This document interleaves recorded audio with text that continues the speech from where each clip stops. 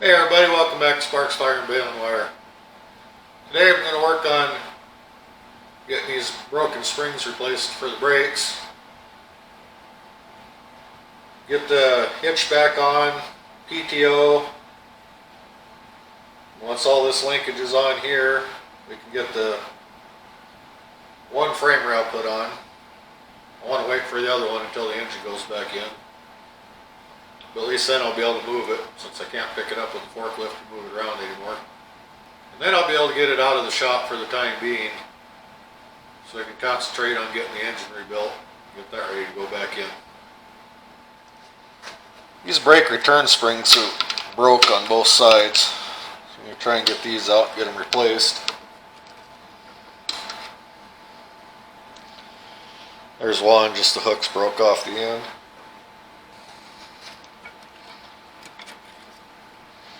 There's the other one, same thing. Well, the brakes and the final drive are the only two things on this tractor I have not tore into, and from everything I've read, those brakes are a major pain to rebuild. And these always worked good before, even with the broken springs that I didn't know about, so I'm just going to replace the springs and call it good. The front edge of the spring just hooks through a hole in the frame. It's kind of crude, but I guess it works.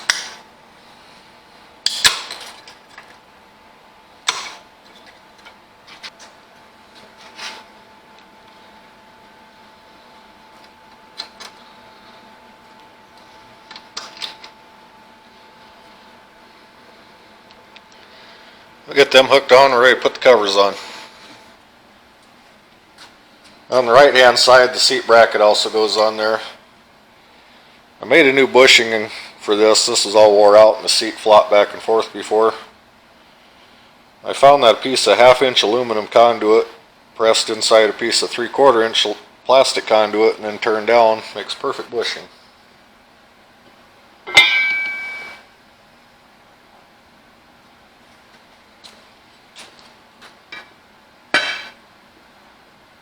The brake cover can go on.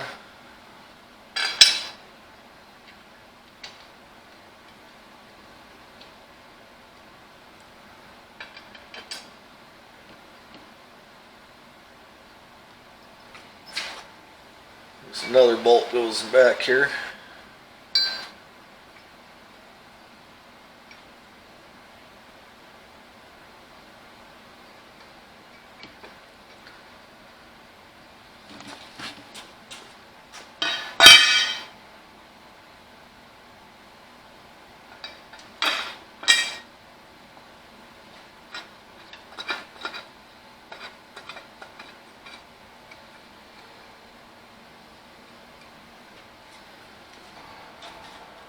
Seat bracket can go on now.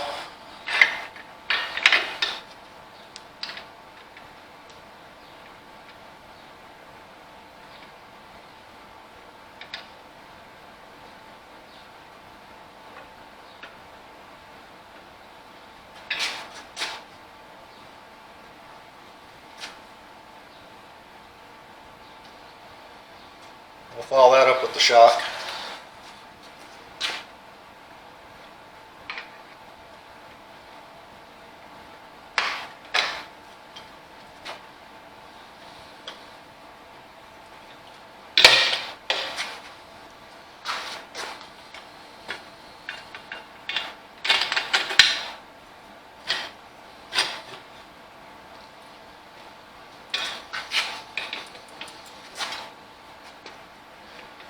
Here's the seat bracket ready to go. I'll get the bolts tightened up and that'll be done. My seat's rusted out really bad, and you can get a patch that you can weld in there to fit it. But you can see the pitting is really bad all over it. So I'm just going to buy a new seat for it. Now I get the bracket mounted for the rear remote. Get the hydraulic line ran for that. I'd already cracked these bolts loose off camera.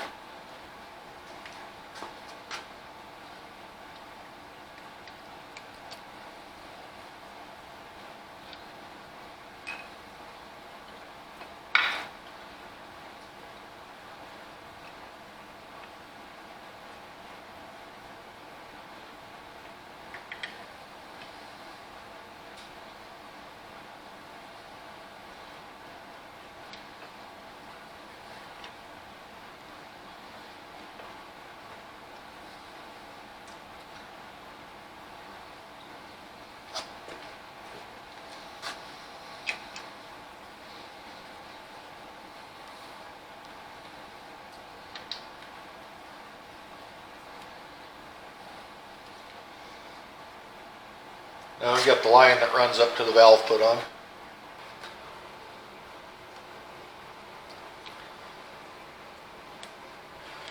I used ear plugs to plug the ports when I was painting that.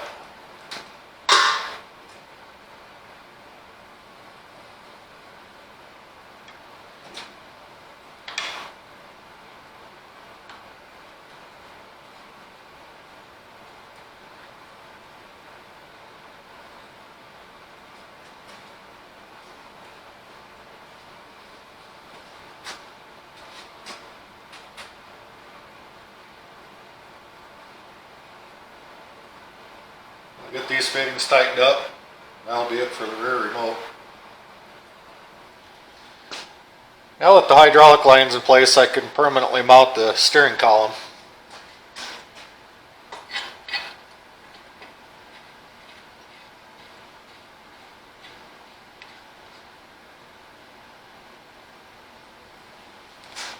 The lever for the PTO shaft is held in place by this top bolt.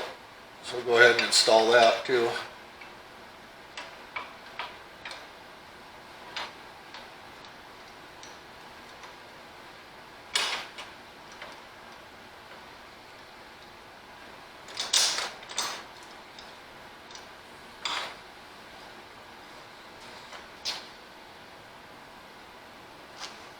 Cotter pin installed down here.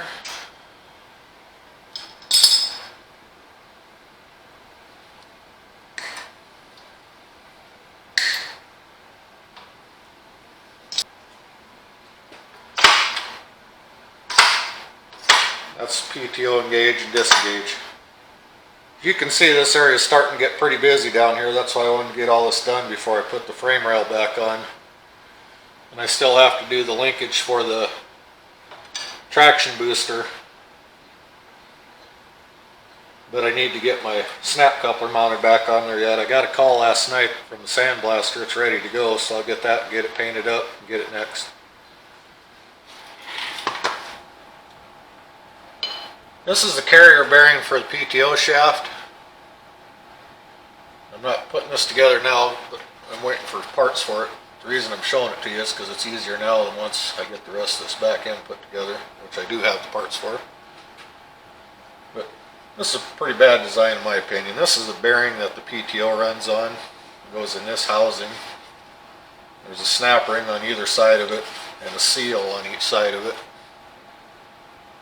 There's no way to grease it.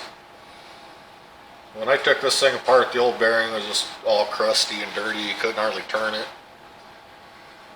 So what my plan is I'm going to drill a hole in here.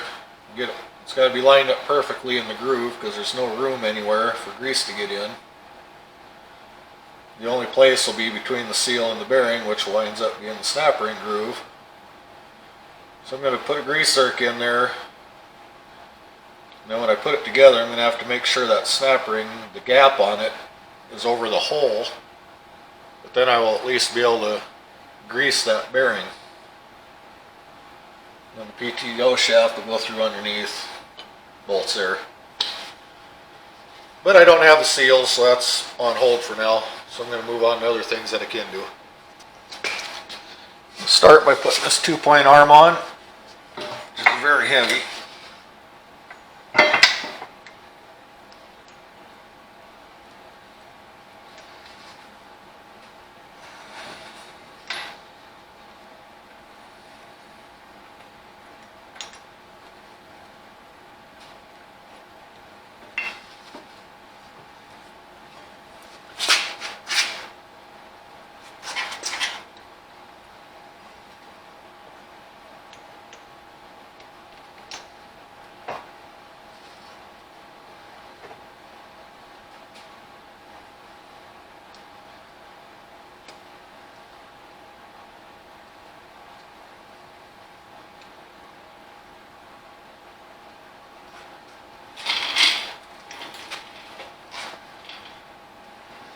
Okay, that's on. The cylinders mount underneath here and go up and attach to brackets that go on the frame rails. So I obviously cannot do that yet. But at least that's mounted. I'll go ahead and get the rear step put on.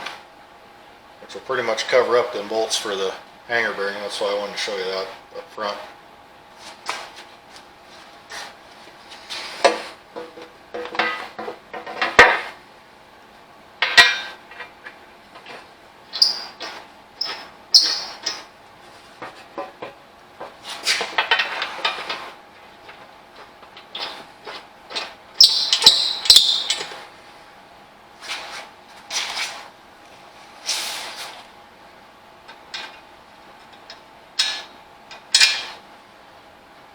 I got the rear step on. That's about as far as I could get on the back end of the tractor for the time being.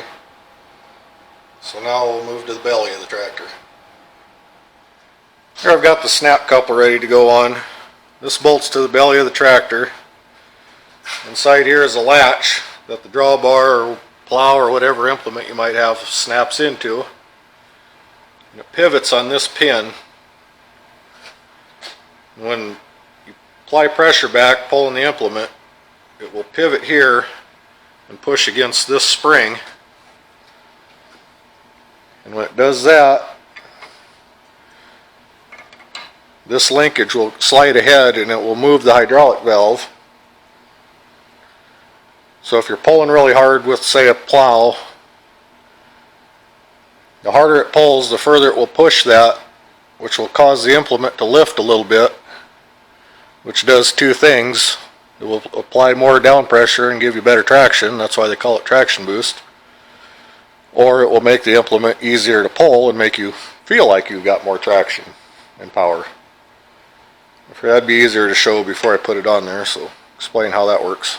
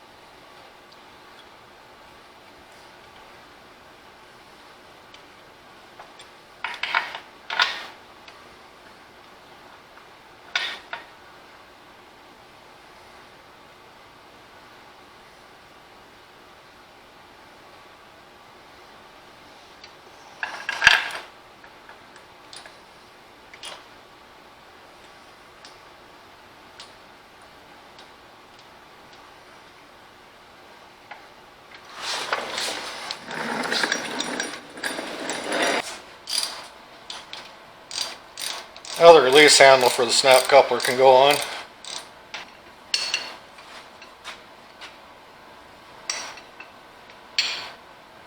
That bolts on right here. And then this chain that goes down to the latch on the snap coupler will hook up right here. And I found this quick link. Use that to hook this up.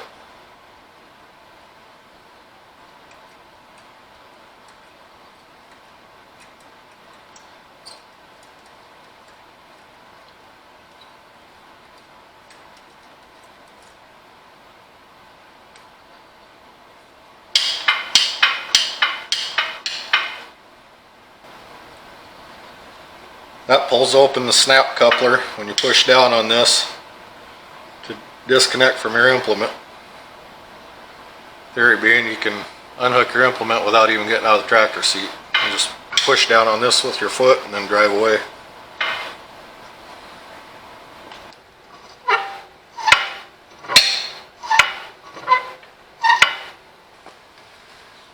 Finally, the linkage for the traction boost can go on.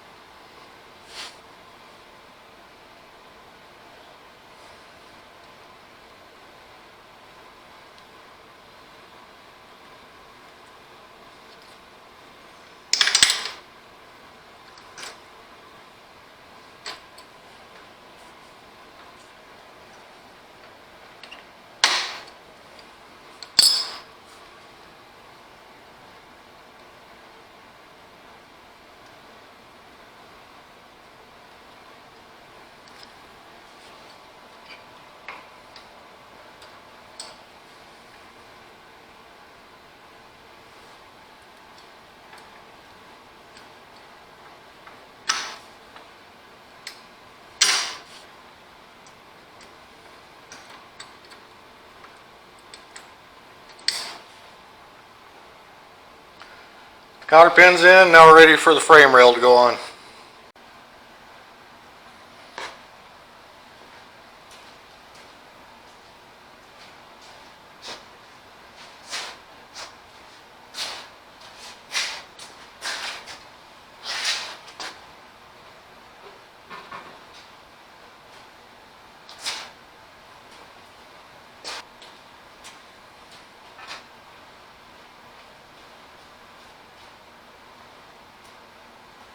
Okay, I'll get these bolts tightened up, and the brake pedal and stuff can go back on.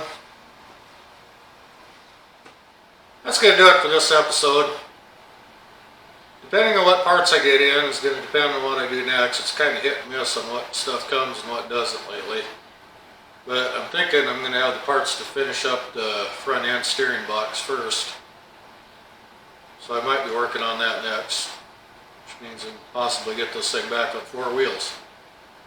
So stay tuned. Catch you next time. Don't forget to hit that like button. See ya.